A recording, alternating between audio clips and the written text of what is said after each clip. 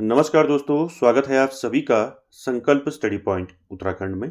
तो दोस्तों आज हम बात करेंगे सामान्य हिंदी से। दोस्तों आज हम मॉक टेस्ट देखेंगे 9। इससे पहले दोस्तों 8 मॉक टेस्ट कंप्लीट हो चुके हैं सामान्य हिंदी से, जिनको आप दोस्तों प्लेलिस्ट में जाके देख सकते हैं।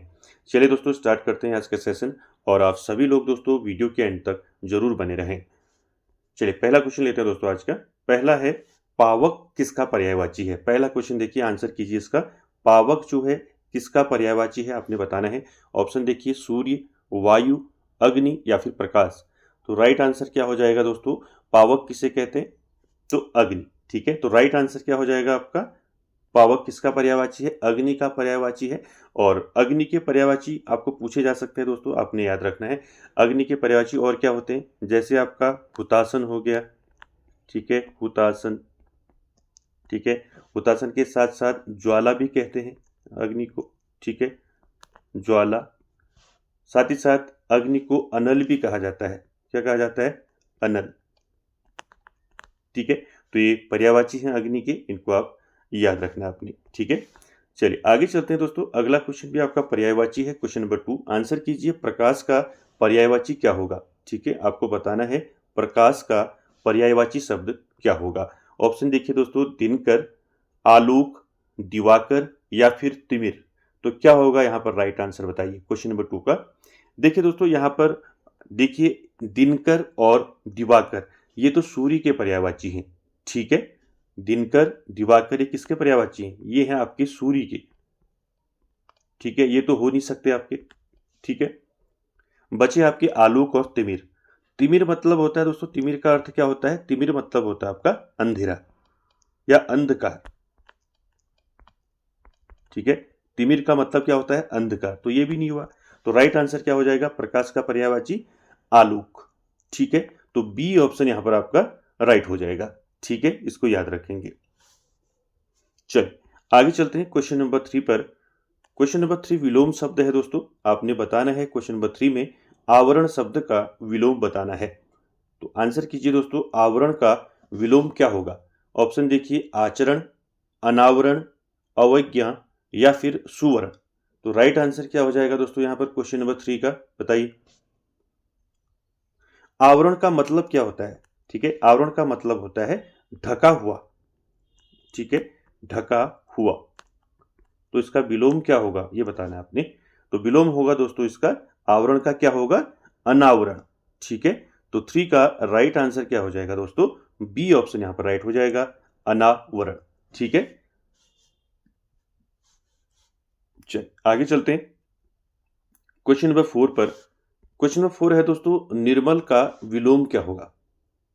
ठीक है, निर्मल का विलोम बताना है। ऑप्शन देखिए, पवित्र, शुद्ध, मलिन या फिर मृदु। तो क्या रहेगा दोस्तों निर्मल का विलोम शब्द यहाँ पर 4 का? तो 4 का राइट आंसर क्या हो जाएगा दोस्तों? निर्मल का मतलब क्या होता है? इसका मतलब होता है पवित्र। ठीक है, निर्मल का मतलब क्या होता है? पवित्र होता है।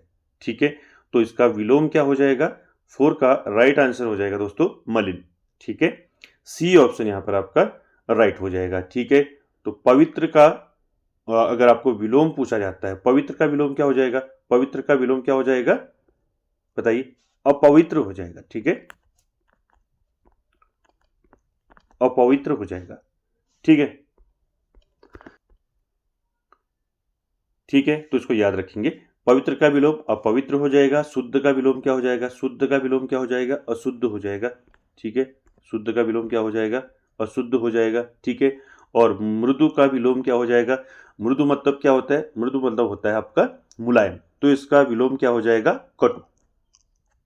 ठीक है, क्या हो जाएगा इसका विलोम? कटु हो जाएगा। ठीक है, तो ये सारे विलोम शब्द आपने याद रखने हैं दोस्तों। ठीक है, चलिए आगे चलते हैं दोस्तों क्वेश्चन नंबर 5 पर। क्वेश्चन नंबर 5 है दोस्तों, तत्सम शब्द बताना है। हल्दी शब्द का तत्सम बताना है। ठीक है, हल्दी शब्द का तत्सम क्या होगा इनमें से बताइए। हल्दिया, हद्रिका या हरिद्रा या इनमें से कोई नहीं। तो राइट आंसर क्या हो जाएगा दोस्तों? हल्दी का तत्सम। मैंने आपको बताया था तत्सम और तद्भव शब्द। ठीक है, तत्सम शब्द किसे कहते हैं? जो संस्कृत से आए हुए शब्द हैं और हिंदी में ग्रहण कर लिए गए हैं उनको हम तत्सम शब्द बोलते हैं। और तद्भव शब्द दोस्तों जिनका रूप परिवर्तन हो गया है और विकृति के फलस्वरूप जो है उसका अर्थ बदल जाता है, उसे हम तद्भव कहते हैं। ये मैंने आपको डिटेल में अच्छे से बताया है, उसको आप जरूर डिटेल क्लास जरूर देख लें आप, तत्सम तद्भव वाली। ठीक है, तो यहाँ पर राइट आंसर क्या हो जाएगा, हल्दी शब्द का तत्सम क्या हो जाएगा 5 में, तो 5 का राइट आंसर हो जाएगा दोस्तों हरिद्रा। ठीक है, सी ऑप्शन यहाँ पर आपका राइट हो जाएगा दोस्तों 5 का। ठीक है, हल्दी का तत्सम क्या होता है, हरिद्रा होता है। ठीक है, चलिए, और साथ ही साथ दोस्तों एक यहाँ पर हल्दी के साथ साथ आप याद रखेंगे हल्दी का तत्सम हरिद्रा, और साथ ही साथ एक याद रखेंगे अदरक का तत्सम। ठीक है, अदरक का तत्सम क्या होगा, अदरक का तत्सम होगा आद्रक। क्या होगा, आद्रक। ठीक है, ये भी साथ में याद रखेंगे, पूछे जा सकते हैं आपको। चलिए आगे चलते हैं क्वेश्चन नंबर 6 पर। क्वेश्चन नंबर 6 है आपका तत्सम शब्द बताना है, गेहूं शब्द का तत्सम बताना है। ठीक है, किसका बताना है, गेहूं का तत्सम शब्द बताना है। ऑप्शन देखिए, गोधूम, गोहूं, गोहूम या फिर गोधूम। तो राइट आंसर क्या हो जाएगा क्वेश्चन नंबर 6 का राइट आंसर क्या हो जाएगा बताइए। 6 का राइट आंसर हो जाएगा दोस्तों गोधूम। ठीक है, तो गेहूं शब्द का तत्सम क्या हो जाएगा, गोधूम हो जाएगा। ठीक है, ए ऑप्शन हो जाएगा। यहाँ पर याद रखेंगे बड़ी ऊ की मात्रा आएगी इसमें, ये वाला नहीं होगा। ठीक है, याद रखेंगे इसको। क्लियर हो गया, चलिए आगे चलते हैं, क्वेश्चन नंबर 7 पर चलते हैं। क्वेश्चन नंबर 7 है दोस्तों, एवं का तद्भव रूप क्या होगा। ठीक है, एवं का तद्भव पूछा है। एवं क्या है आपका, ये क्या है आपका, कैसा शब्द है, ये है आपका तत्सम शब्द। ठीक है, तो एवं क्या है आपका तत्सम शब्द है, इसका तद्भव पूछा है। ऑप्शन देखिए, और, तथा, एवं या फिर यों। तो क्या रहेगा राइट आंसर क्वेश्चन नंबर 7 का, तो क्वेश्चन नंबर 7 का दोस्तों राइट आंसर हो जाएगा डी ऑप्शन, यहाँ पर राइट हो जाएगा दोस्तों, यूं हो जाएगा। ठीक है, तो राइट आंसर क्या हो जाएगा, डी। याद रखेंगे एवं का तद्भव क्या होगा, यूं होता है। ठीक है, और एवं क्या है आपका, ये एक तत्सम शब्द है। चलिए आगे चलते हैं क्वेश्चन नंबर 8 पर। क्वेश्चन नंबर 8 है दोस्तों, निम्नलिखित में से कौन सा शब्द तद्भव है। ठीक है, आपको तद्भव शब्द छांटना है इसमें से। ऑप्शन देखिए, पंख, कार्य, अक्षर या फिर आज्ञा। तो राइट आंसर क्या हो जाएगा दोस्तों, यहां पर बताइए कौन सा यहां पर आपका तद्भव है। तद्भव शब्द आपने यहां पर छांटना है। तो राइट आंसर क्या हो जाएगा क्वेश्चन नंबर 8 का, बताइए। देखिए दोस्तों, आज्ञा क्या है, एक आज्ञा आपका क्या है, तत्सम शब्द है। ठीक है, ये क्या है, तत्सम शब्द है। ठीक है, अक्षर भी आपका क्या है, ये भी आपका तत्सम शब्द है। ठीक है, तत्सम शब्द है। ठीक, और साथ ही साथ दोस्तों कार्य की बात करें तो कार्य भी आपका तत्सम है। ठीक है, ये तीनों तत्सम शब्द हैं। तो तद्भव शब्द कौन सा है इसमें, ए ऑप्शन आपका राइट हो जाएगा। यानी कि पंख जो है ये कैसा शब्द है, ये तद्भव शब्द है। ठीक है, बात करें कार्य की, कार्य तत्सम शब्द है दोस्तों, तो इसका तद्भव कार्य का क्या हो जाएगा, कार्य का हो जाएगा आपका कारज। क्या हो जाएगा, कारज। आपको पूछा जा सकता है कार्य का तद्भव। ठीक है, तो कार्य तत्सम शब्द है तो इसका तद्भव क्या हो जाएगा, कारज हो जाएगा। ठीक है, उसी प्रकार आपका अक्षर है, ठीक है, तत्सम शब्द है। ठीक है, एक आपका अर्ध तत्सम भी होता है, मैंने आपको पहले भी बताया था, जैसे हम अक्षर लिखते हैं ना, ये क्या हो जाएगा आपका, ये आपका जो है आपका अर्ध तत्सम होता है ये सब। ठीक है, साथ ही साथ आज्ञा की बात करें तो आज्ञा तत्सम शब्द है, तो पंख यहाँ पर आपका राइट हो जाएगा। पंख कैसा शब्द है, तद्भव शब्द है। तो पंख का इसका तद्भव क्या हो जाएगा बताइए, पंख का तद्भव क्या होगा, पंख का तद्भव होगा, सॉरी तत्सम क्या हो जाएगा पंख का, पंख का तत्सम हो जाएगा पक्ष। ठीक है, पक्ष हो जाएगा। तो यहाँ पर राइट आंसर क्या हो जाएगा, इसमें तद्भव शब्द छांटना था तो ए ऑप्शन आपका राइट हो जाएगा। ठीक है, पंख तद्भव है और इसका तत्सम क्या हो जाएगा, पक्ष हो जाएगा। ठीक है, चलिए आगे चलते हैं दोस्तों क्वेश्चन नंबर 9 पर। क्वेश्चन नंबर 9 है दोस्तों, जो क्षीण ना हो सके उसके लिए उपयुक्त शब्द कौन सा है। क्वेश्चन नंबर 9 का राइट आंसर क्या हो जाएगा बताइए। पहला है आपका देखिए ऑप्शन, अमिट, अपार, अक्षय, अनंत। तो राइट आंसर क्या हो जाएगा इसका बताइए, जो क्षीण ना हो सके, क्या हो जाएगा इसका राइट आंसर। राइट आंसर होगा दोस्तों क्वेश्चन नंबर 9 का क्या होगा बताइए, जो शीर्ण ना हो सके उसको बोलते हैं अक्षय। ठीक है, सी ऑप्शन यहाँ पर आपका राइट हो जाएगा। साथ ही साथ दोस्तों जैसे अमिट की बात करें तो अमिट का मतलब क्या होता है, जो मिट ना सके। जो मिट ना सके उसको क्या बोलते हैं, अमिट तो बोलते हैं। जो मिट ना सके, जो मिट ना सके उसको क्या बोलेंगे, अमिट बोलेंगे। ठीक है, बात करें दोस्तों अनंत की। ठीक है, अनंत किसे बोलते हैं, यानी कि जिसका अंत ना हो। ठीक है, उसी तो बोलते हैं अनंत, जिसका अंत ना हो। ठीक है, जिसका अंत ना हो, अंत ना हो, जिसका अंत ना हो से क्या बोलेंगे, अनंत बोलेंगे। और आपार का मतलब होता है दोस्तों, इसका मतलब होता है पर्याप्त। ठीक है, तो ये सारी चीजें आपको याद रखनी है। जो शीर्ण ना हो सके उसके लिए उपयुक्त शब्द क्या होगा, अक्षय। ठीक है, चलिए आगे चलते हैं दोस्तों क्वेश्चन नंबर 10 पर। क्वेश्चन नंबर 10 है दोस्तों, वह जो समान आयु का हो वाक्यांश के लिए एक शब्द होगा। तो क्या होगा ये बताना है आपने क्वेश्चन नंबर 10 में। बताइए क्या रहेगा इसका राइट आंसर। वह जो समान आयु का हो, उसके लिए एक शब्द बताना है वाक्यांश के लिए। तो राइट आंसर क्या हो जाएगा दोस्तों इसका, बताइए। वह जो समान आयु का हो उसके लिए राइट आंसर हो जाएगा क्वेश्चन नंबर 10 का, क्या कहेंगे उसको, समवयस्क कहेंगे। ठीक है, यानी कि यहां पर आपका सी ऑप्शन राइट हो जाएगा। ठीक है, चलिए आगे चलते हैं दोस्तों क्वेश्चन नंबर 11 पर। क्वेश्चन नंबर 11 क्या है, देखिए क्वेश्चन नंबर 11 है, जिसे प्रमाण द्वारा सिद्ध न किया जा सके। ठीक है, जिसे प्रमाण द्वारा सिद्ध न किया जा सके उसके लिए सही शब्द क्या होगा। ऑप्शन देखिए, अनुप्रमेय, अप्रमाणित, अप्रमेय या फिर अप्रमाणिक। तो राइट आंसर क्या हो जाएगा दोस्तों 11 का राइट आंसर क्या होगा, जिसे प्रमाण द्वारा सिद्ध नहीं किया जा सके उसे हम बोलते हैं अप्रमेय। ठीक है, सी ऑप्शन यहां पर आपका राइट हो जाएगा। ठीक है, साथ ही साथ दोस्तों बात करें यहां पर अप्रमाणित की। ठीक है, अप्रमाणित क्या होता है दोस्तों, जो प्रमाणित ना हो। ठीक है, जो प्रमाणित, ठीक है, जो प्रमाणित न हो। ठीक है, उसे हम क्या बोलते हैं, अप्रमाणित बोलते हैं। उसी प्रकार दोस्तों एक शब्द आपका डी में है, देखिए अप्रामाणिक है। ठीक है, अप्रामाणिक का मतलब क्या होता है, देखिए अप्रामाणिक का मतलब होता है जिसका कोई प्रमाण ना हो। ठीक है, जिसका, ठीक है, जिसका कोई प्रमाण, जिसका कोई प्रमाण ना हो उसे हम क्या बोलेंगे, अप्रामाणिक। ठीक हो गया, तो याद रखेंगे इसको। ठीक है, तो राइट आंसर आपका सी हो जाएगा। ठीक है, चलिए आगे चलते हैं दोस्तों क्वेश्चन नंबर 12 पर।